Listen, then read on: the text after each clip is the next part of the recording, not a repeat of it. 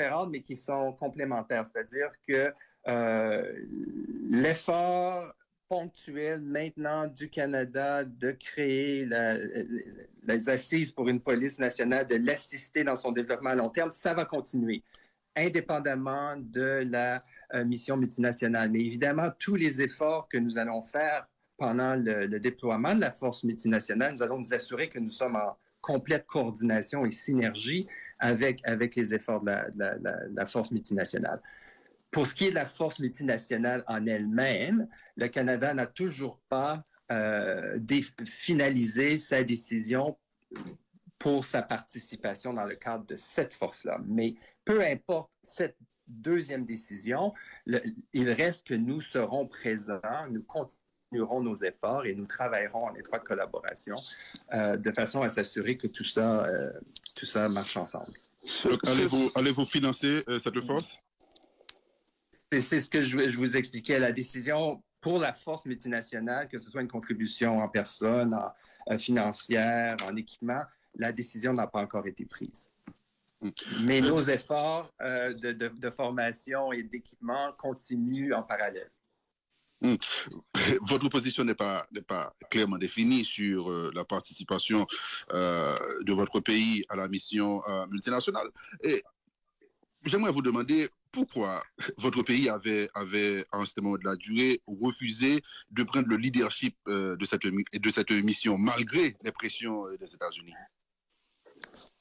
Écoute, c'est une décision du cabinet. J'étais pas présent au moment où ces décisions étaient prises, mais bon, c'est sûr. Je peux vous dire que c'est pas une décision qui a été prise à la légère, mais c'est compte tenu de l'engagement du Canada à l'international de façon générale en ce moment. Je pense que l'analyse finale, c'était que, comme nous sommes très impliqués dans ce qui se passe en Europe avec l'Ukraine et la Russie,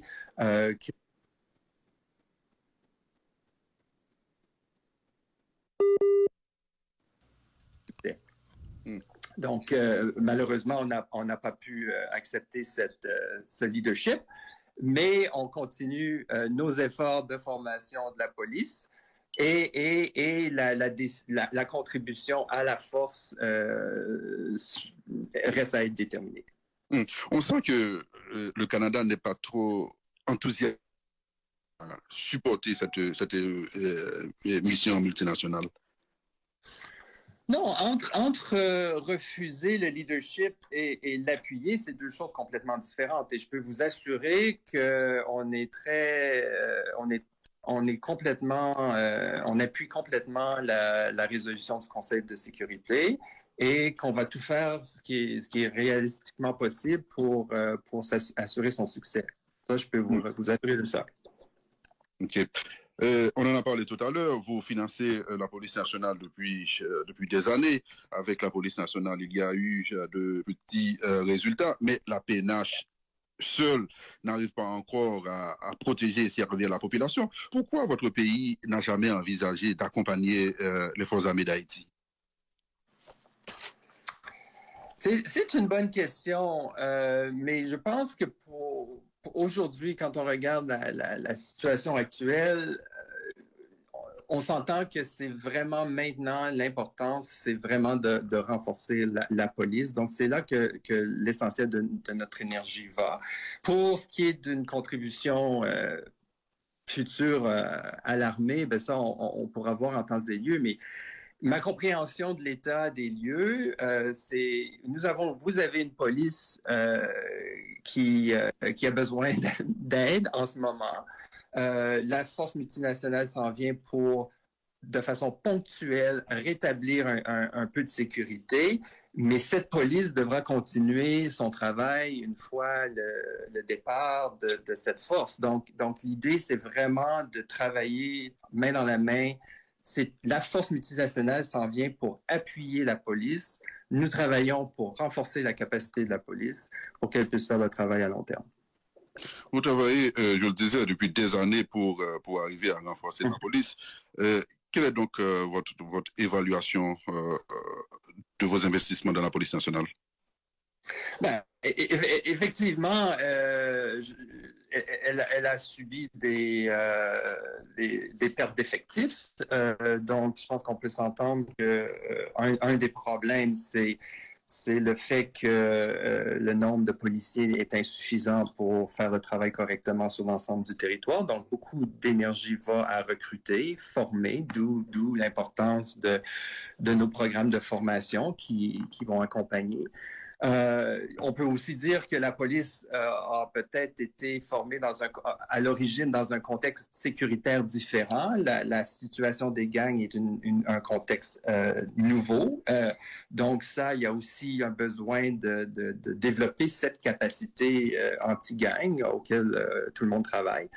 Donc, et puis pour ce qui est de l'équipement, dans le passé, malgré la bonne volonté des différents contributeurs, des fois, les équipements étaient l'importance ici, c'est d'être cohérent, de donner des équipements qui sont compatibles les uns avec les autres et qui sont faciles à entretenir de façon à ce qu'ils puissent avoir une vie utile longue. Donc, ça, beaucoup d'énergie va là-dessus aussi, s'assurer que si on donne un type de voiture, ben, que toutes les autres voitures seront de la même marque. C'est un exemple simple, mais ce qui facilite beaucoup l'entretien, le remplacement des pièces, etc., etc. Donc, beaucoup de travail à faire, mais c'est quelque chose qu'on prend très à cœur et sur lequel, comme je vous expliquais, on a mis aussi beaucoup d'énergie. C'est des gens qui travaillent dans l'ombre, mais qui travaillent au quotidien avec les membres de la police nationale pour bien comprendre les besoins et s'assurer de communiquer toute cette information à la communauté internationale de façon à ce que nos efforts portent fruit. Oui, effectivement, vous l'aviez dit, beaucoup de travail encore à faire et vous avez déjà fait beaucoup d'investissements. Et les résultats tardent à venir. Est-ce qu'il n'est pas venu le temps, monsieur l'ambassadeur, de revoir le mode d'investissement, notamment dans la police nationale?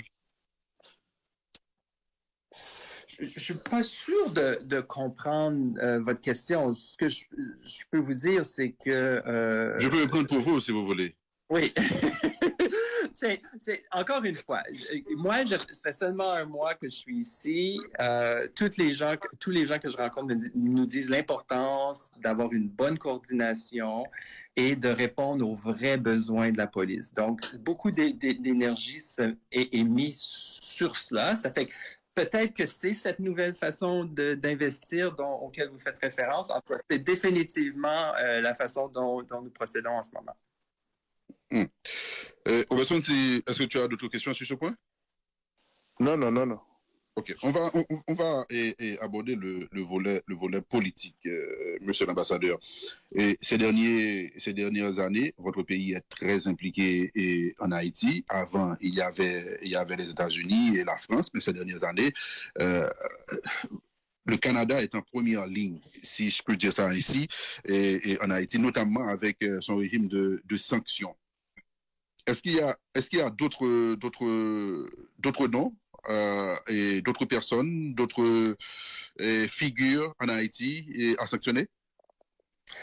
J'ai pas de scoop à vous donner là-dessus. La seule chose que je peux vous dire, c'est que nous y croyons beaucoup. Nous croyons que c'est important de sanctionner les individus qui sont responsables de maintenir l'insécurité dans laquelle vit Haïti en ce moment.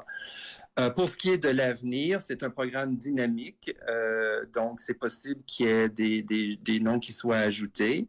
Il y a maintenant 28 listés. C'est déjà beaucoup. Beaucoup d'énergie maintenant va aussi au processus onusien. Donc, les sanctions autonomes canadiennes, elles sont importantes, mais elles ont un impact limité. Ce qui est important maintenant, c'est de finaliser le processus aux Nations unies. Et ça suit son cours et on a bon espoir que ça sera fait bientôt. Et par la suite, c'est aussi les autres États membres qui se sont dotés de mécanismes similaires. L'Union européenne a adopté un cadre juridique pour pouvoir avoir la possibilité de faire des sanctions comme le Canada. Et donc, ce sera une question de temps pour eux aussi d'ajouter les différents noms sur leur liste. Donc, c'est là où on en est. Je crois que il y a une stratégie avec ces différentes sanctions. J'aimerais vous demander, Monsieur l'ambassadeur, qu'est-ce que vous attendez avec ces sanctions?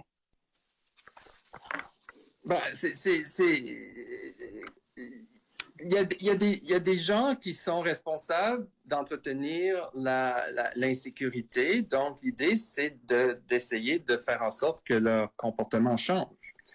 Et voilà, c'est là où on en est. Et je pense que ça a eu un certain impact. Un impact, vous avez dit?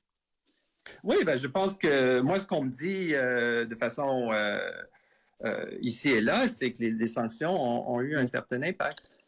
Maintenant, le secrétaire général des Nations Unies, M. Guterres, avait dit il y a un peu plus de mois que sur le terrain, par rapport à la dégradation de la situation sécuritaire, les sanctions n'ont pas encore eu les effets escomptés. Maintenant, en parallèle, au-delà du naming shaming, il y a des gens qui s'interrogent. Premièrement, les concernés contestent. Certains des concernés contestent les sanctions. Ils disent que ces sanctions ont été infligées sans preuve, de manière frivole. Il y a d'autres personnes qui ont appelé à la suite. Ce qu'on appelle la suite, c'est avoir un dossier de poursuites judiciaires. Est-ce qu'il y a des dossiers pour chaque personnalité sanctionnée qui pourrait être présentée devant un tribunal? Et l'autre aspect aussi de la question, est-ce que vous partagez vos informations avec les experts de l'ONU qui travaillent sur les sanctions, monsieur l'ambassadeur? Bon, deux aspects à votre question. Donc, côté canadien, c'est un processus administratif qui est très différent du processus onusien, par exemple. Donc, oui, il y a évidemment qu'il y a des dossiers qui sont mis en place, qui permettent de faire une recommandation à la ministre, qui, elle, est responsable de prendre une décision et d'ajouter les noms à la liste des sanctions. Ce n'est pas un processus ouvert, public, mais les sanctionnés, les listés qui ont des raisons de croire que peut-être une erreur a été commise, et puis bon, c'est pas impossible, ont la possibilité d'écrire à la ministre, et dans ce processus, il y aura certaines informations qui seront partagées. Pour ce qui est, donc c'est essentiellement le processus canadien. C'est un processus administratif et je sais qu'il y en a quelques-uns qui ont entrepris cette démarche. Donc le recours, oui. Pardonnez-moi de vous interrompre, le recours des concernés est administratif, il n'est pas judiciaire au Canada? C'est essentiellement un processus administratif. Le judiciaire, nous sommes une société de droit, donc le judiciaire est toujours présent. Si les listés ont l'impression, ont des raisons de croire que le processus administratif n'a pas suivi le cours normal, ils peuvent prendre des procédures judiciaires pour mettre en cause le processus administratif. Mais à la base, au début, c'est un processus administratif. OK. En ce qui concerne les dossiers, est-ce qu'il y a des éléments de preuve, même si c'est un processus administratif, qui pourrait être soumis à un tribunal pour qu'il y ait procès, pour aller au bout des choses et établir les responsabilités de manière juridique? Il y a des gens qui ont appelé à aller dans cette direction. Commentaire. Encore une fois, c'est ceux qui ont des raisons de penser que le processus a livré la mauvaise décision, le mauvais résultat, peuvent entreprendre les démarches et suivre le cours du processus.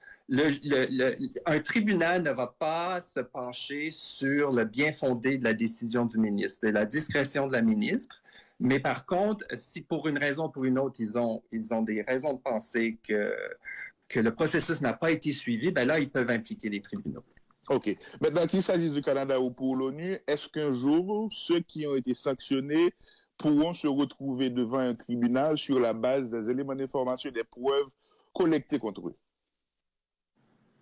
Là, vous parlez du processus onusien, si j'ai bien compris? Oui, les deux. Les deux.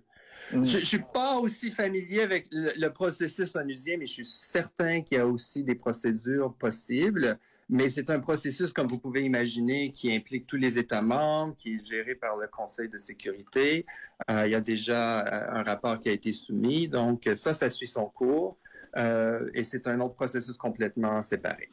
Est-ce qu'Haïti vous a contacté ou a contacté l'ONU selon vos informations pour avoir les dossiers pour que la justice haïtienne, si elle est intéressée, puisse faire les suivis, c'est-à-dire poursuivre les personnes indexées? Oui, ça, je peux pas répondre. J'ai pas d'informations personnelles à cet effet. C'est possible. Non, malheureusement, je suis pas au courant. Dernière question sur la question des sanctions. Il y a des gens qui ont une lecture assez politique. Ils disent que le Canada a des poulains, a des candidats qu'il favorise en Haïti. Ils sanctionnent X, Y, Z de façon à pouvoir déblayer le terrain pour frayer la route à des gens qui leur seraient plus favorables, entre guillemets. L'occasion de faire un commentaire sur ça, monsieur l'ambassadeur. La ligne, pouvez-vous répéter, parce que je vous ai perdu pendant quelques secondes. Il y a une lecture politique des sanctions en Haïti. Certains ont une lecture politique. Ils disent que le Canada sanctionne XY de façon à pouvoir déblayer le terrain et favoriser l'émergence sur la scène politique de gens qui seraient, entre guillemets, favorables au Canada. Occasion de répondre à tout ça si vous le souhaitez. Écoutez, le processus est un processus rigoureux qui est fait par des juristes. Je peux vous dire qu'il n'y a pas de filtre politique dans le sens auquel vous faites référence qui vient influencer les décisions. S'il y a une chose que je peux vous rassurer ici, c'est que nous croyons fermement que l'avenir d'Haïti repose entre les mains des Haïtiens et tous nos efforts vont dans le sens de renforcer la capacité haïtienne à gérer ces institutions pour l'avenir. Donc, loin de nous d'essayer d'influencer l'avenir politique d'Haïti. Robinson? Oui, bon, on termine avec une dernière question, monsieur l'ambassadeur. C'est sur le volet politique. Est-ce une perception ou un fait que vous, le Canada, la communauté internationale, vous supportez le Premier ministre Ariel Henry? Ben, dans la mesure où, comme vous dites, c'est le Premier ministre, c'est sûr que les circonstances de sa nomination sont uniques dans l'histoire d'Haïti, mais il est là et nous l'appuyons dans la mesure où son mandat et de préparer le terrain pour que Haïti puisse avoir des élections démocratiques, libres, participatives, de façon à rebâtir les institutions. Donc, je pense, comme je faisais référence un peu plus tôt, avec la venue de la mission multinationale, bientôt, la situation de la crise maintenant, il y a vraiment un besoin, à notre avis, de la part du Premier ministre, de tendre la main à l'opposition de façon à avoir un dialogue inclusif pour que l'unanimité est impossible. Aucun pays a réussi à avoir l'unanimité, mais ce qu'il faudrait, c'est vraiment une masse critique, un consensus minimum qui va de la gauche à la droite parmi le gouvernement et l'opposition, de façon à s'entendre sur les grandes étapes à prendre pour qu'on puisse démarrer la machine électorale, de façon à ce qu'on puisse, vous puissiez faire vos élections et rétablir les institutions. Donc, c'est là où on en est. C'est un message que la ministre Joly, que le premier ministre Trudeau ont communiqué au docteur Henry à maintes reprises. Et je pense qu'il y a des efforts tout à fait louables en ce moment. La CARICOM a mis en place un processus d'éminente personnalité. Ils sont en Haïti en ce moment. Ils travaillent très fort à essayer de rapprocher les différents groupes.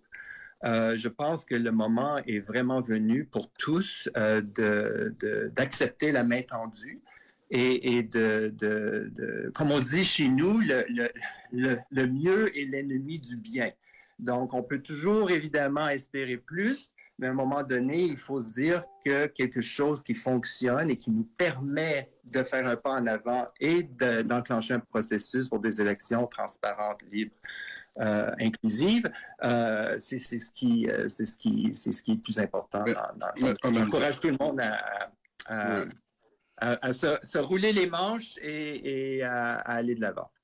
Des élections libres, démocratiques, transparentes, etc., etc. C'est un discours que tient le gouvernement que vous supportez depuis plus de 2 ans. Depuis plus de 2 ans, pour quel résultat, monsieur l'ambassadeur? Ben, oui, effectivement, on peut dire qu'il y a 2 ans qui se sont écoulés. On peut revoir l'histoire, on peut retourner en arrière. Mon point, moi, je pense qu'il faut regarder devant. Il faut regarder devant, c'est dire vaut mieux tard que jamais. Et maintenant, ne répétons pas les erreurs des 2 dernières années, si j'ai bien compris votre question. Donc oui, il y a un contexte sécuritaire, il y a un contexte difficile, mais avec la venue de la force, à mon avis, et je pense que beaucoup partagent cet avis, c'est maintenant qu'il faut s'entendre pour mettre les balises, justement, pour que tout ça fonctionne en parallèle et qu'on puisse finalement aboutir aux élections. Parce que même avec une entente aujourd'hui, on s'entend bien qu'il y a beaucoup de préparatifs à faire pour arriver à cette date d'élection. Donc, je pense que chaque jour perdu est un jour perdu. Et maintenant, il est temps de vraiment regarder devant et de passer à l'action. Vous venez d'évoquer le mandat du Premier ministre Ariel Henry. Mais quel est donc son mandat, monsieur l'ambassadeur? Bon, je pense pas que la question est là. La question maintenant, c'est surtout d'avoir cet accord, ce dialogue inclusif qui rassemble l'essentiel des forces politiques haïtiennes. Et ce mandat sera la voie de l'avenir. Je pense que tout le monde s'entend pour dire que c'est nécessaire de mettre en place le processus pour des élections. Voilà. Est-ce qu'il ne devrait pas y avoir une date limite pour cette transition que dirige depuis plus de 2 ans Ariel Henry?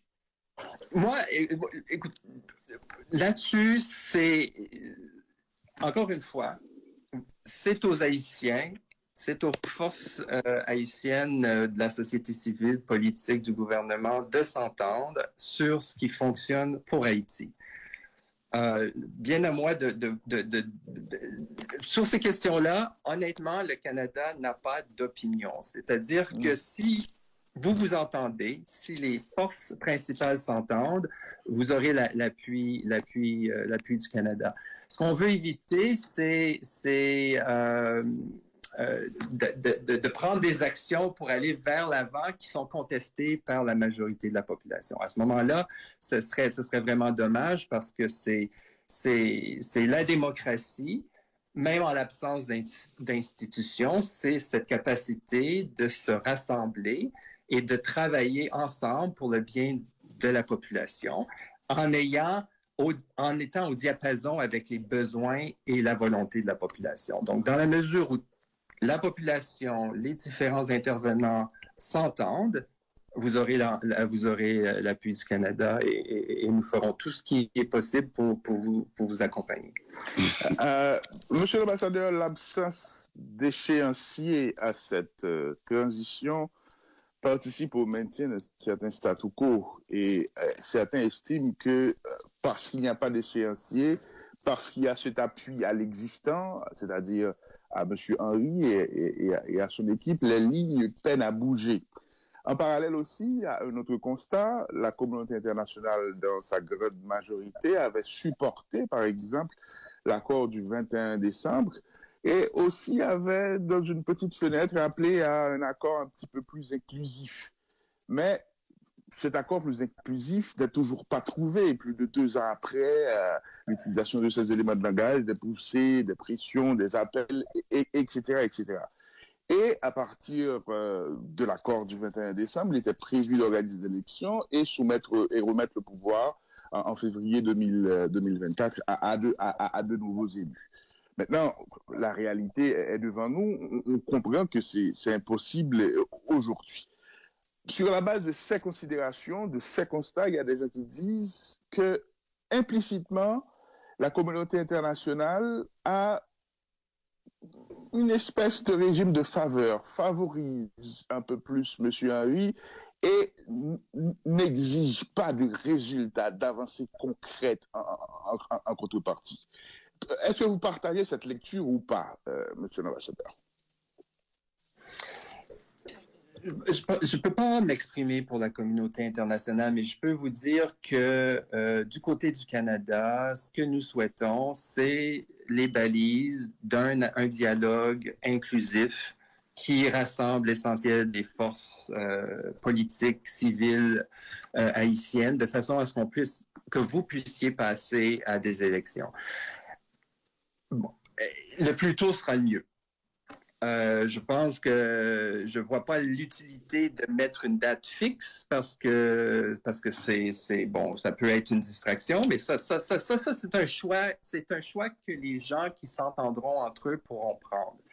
De notre point de vue, le plus tôt sera le mieux et avec la présence des éminentes personnes de CARICOM maintenant, il y a vraiment une occasion de mettre de côté mieux et de s'entendre sur le bien. Et j'encourage toutes les parties à saisir le moment. Ce serait vraiment dommage de ne pas prendre avantage de cette main tendue par les éminentes personnalités du CARICOM qui souhaitent vraiment aider Haïti à faire ce pas en avant de façon à pouvoir mettre en branle le processus électoral et aussi servir d'intervenant à cette force multinationale qui va arriver et qui sera là pour accompagner la population dans son ensemble en appui à la PNH. Le plus tôt sera le mieux est indéterminé. Ça peut vouloir dire dans 2 mois, dans 6 mois, ça peut vouloir dire dans 2 ans, 3 ans. Le temps haïtien peut s'étendre à l'infini, mais en politique et comme en tout, en management et autres, il faut des chronogrammes, des échéanciers, des milestones pour pouvoir évaluer à travers le temps les progrès réalisés.